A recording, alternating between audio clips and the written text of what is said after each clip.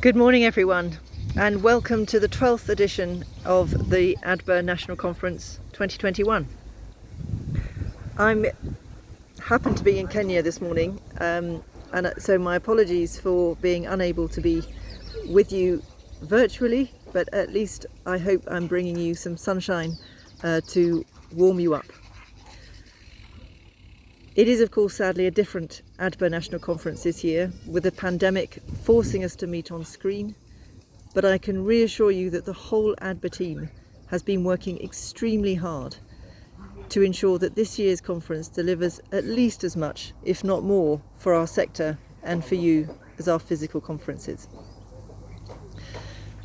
We've titled this year's conference Green Gas, Ready to Go, Ready to Scale, Ready to Deliver Net Zero. We believe that there are two key messages that we need our government, the finance sector, businesses and all stakeholders to understand. First, that this industry is already a mature industry and capable of scaling to deliver the rapid decarbonisation we need this decade. And secondly, that preventing methane from organic wastes has a much greater impact than reducing CO2. Indeed, many of our AD plants have demonstrated that they have negative carbon emissions. Government departments have been working hard to imagine a greener, sustainable economy with all the decarbonisation pathways that will take us to net zero by 2050. However, too often the focus seems to fall on later decades. Immediate decarbonisation is just as imperative, if not more so, than long-term climate strategies. The particularly challenging sectors of heat, transport, waste management and agriculture need to be decarbonised in the next 9 years if we want to have a chance to reach net zero. AD makes a significant contribution to all four of these hard to decarbonise sectors. ADBA's latest report, Biomethane, the Pathway to 2030, has shown that the AD sector has already cut emissions by over 1% and has the potential to deliver a further 5%. And we are determined to deliver that remaining 5% by 2030. To achieve that, we need a clear strategy which will remove the barriers, ensure we discuss the issues that the industry faces, find common solutions and learn from each other and our fantastic speakers, and look at the opportunities on the horizon. So this is of course why we're here today, and for this we need to thank our sponsors in particular who've made this conference possible. So a very, very big thank you to Air Liquide, BMEX, Clark Energy, Desotec, Eco2 Limited, Flowgas, Macquarie, Omex International, Available Grants, Vaisala, Target Renewables and Amon Gas. Thank you all very much indeed for your support.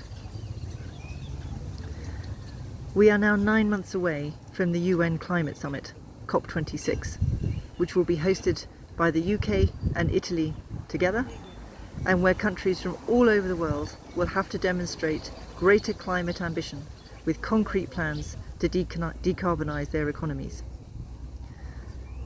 Hosting the summit, the UK is under great international pressure to lead by example in order to galvanise others to follow suit. In December, the Prime Minister announced a new ambition to reduce the UK's total emissions by 68% compared to 1990 levels by 2030. This is an extremely ambitious target, given that the UK is currently projected to miss the government's existing climate targets for the years 2023 to 2027 and 2028 to 2032, which are based on the previous much lower target of an 80% reduction by 2050. The government has committed to publish a comprehensive net zero strategy that will outline its vision for transitioning to a net zero economy in the lead up to COP26. We will continue to demonstrate the value of AD in reducing greenhouse gas emissions to ensure AD's role is adequately recognised in the strategy, and most importantly, campaign for a UK AD sector deal to ensure that we can deliver the full potential of the AD industry by 2030. A necessary component of any sector deal will be a commitment on behalf of the AD industry to ensure that all AD plants meet good standards and that the industry develops into a high-performing industry across the board. This is why we developed the AD certification scheme, and as the AD Avonmouth incident demonstrates before Christmas, how easy it is for accidents to happen and lives to be lost. We cannot emphasise enough how important it is for all operators to get accredited. And in order to help you do that, we've ensured that we have reduced the cost of joining the scheme to cost and are therefore offering a 30% discount for the rest of this month to all operators who apply for the first time.